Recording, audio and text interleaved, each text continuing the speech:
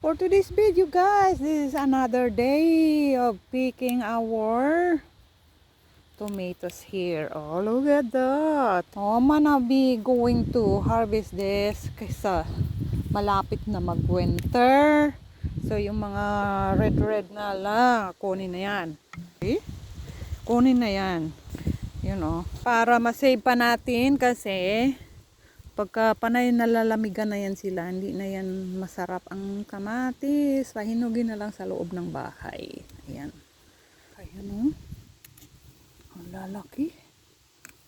Ayan. Tanggalin na yan kasi.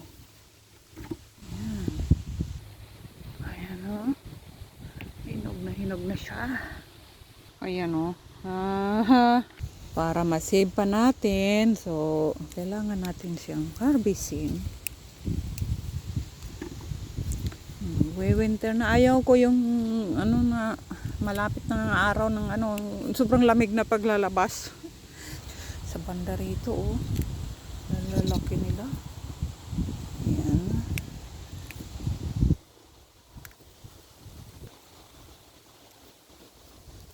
Tataba. Masarap. Sana kung may bagoong ako, masarap ito. Ayan, lalaki oh. Makintab-kintab na. Tanggalin na yung makintab kasi para hindi masayang. Ayan oh.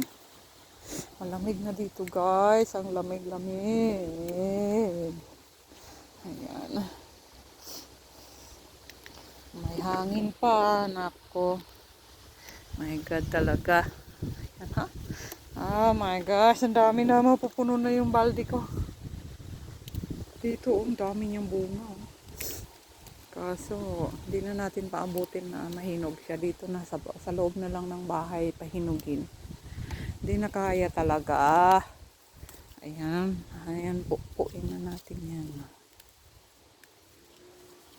Ow! Ang dami. Napupuno na yung bucket ko. Oh my gosh. Ayan, oh, sarap. Ayan o. Ang dami pala nitong bunga ngayon ko lang ito nakita. Ayan.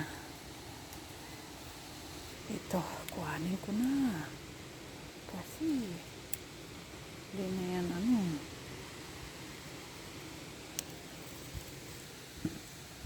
Alright guys, ito yung na-harvest natin dito sa isang bed na to, rest bed na to. Ayan o. Hinarvest ko na kasi para ma-save natin kasi malapit na talaga mag-winter. Oh, grabe, ang dami kong tomatoes.